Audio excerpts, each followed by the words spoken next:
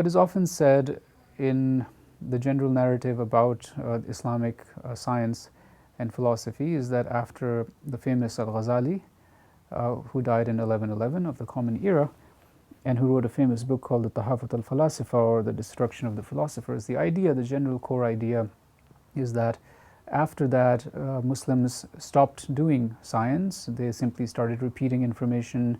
They started producing these creeds and these pithy works that are meant simply for memorization and not for further expansion and critique and debate.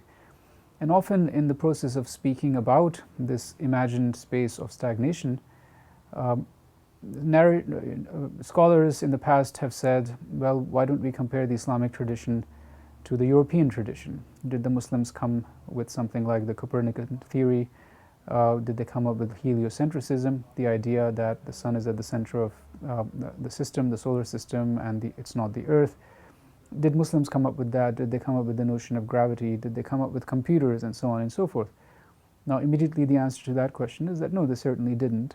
And so those two things, the idea that there was a particular theologian who wrote a book called The Destruction of the Philosophers, and this comparative approach with Europe, led people on the basis of uninformed angles to conclude that there was stagnation. So the answer to the question that you asked me originally, that no, this mode of analysis is wrong, and the fact that the evidence that we have in the Islamic tradition has not been examined also shows that it's wrong. The mode is wrong because we're comparing the trajectory of a particular tradition with another tradition that's entirely distinct. Traditions are called dynamic with respect to their own internal frameworks of inquiry.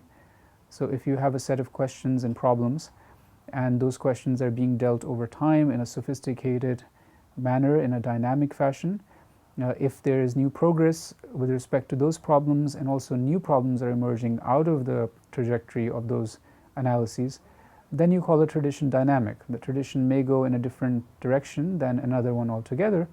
That other tradition, in this case the European point of comparison, is mainly concerned with another set of issues, and its trajectory is generally distinct. So Europe is dynamic in the sense that it's responding to a set of questions that are part and parcel of its intellectual tradition. It is taking those questions forward, it's raising new issues, and in the course of it producing new answers. And the Islamic tradition is also dynamic with respect to its own set of problems, its own set of questions in logic, in astronomy, in philosophy, in legal theory, and so on. So first of all, as I was saying, the point of comparison is problematic. The mode of comparison is problematic. The second is, of course, if you look at the evidence, the material evidence of production in Islam, it is not true that the works were not dynamic. Muslims are writing in the mode and genre of commentaries and glosses. Most scholars in the past would not read these commentaries and glosses, that is, the European scholars or people writing about Islam. In fact, even within the Islamic traditions, when they look back on the tradition in the modern age, they don't see the immensely vibrant and dynamic space of commentaries and glosses that were written by Muslims on basic issues. And this is where you find the dynamism. This is where you find new ideas of truth theory, for example, in the field of logic. You find new systems and models in astronomy.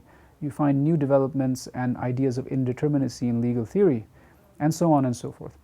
So my answer to your question is, the Islamic tradition remains dynamic, in fact, until the late 19th century at least. I think we've been looking at the question the wrong way.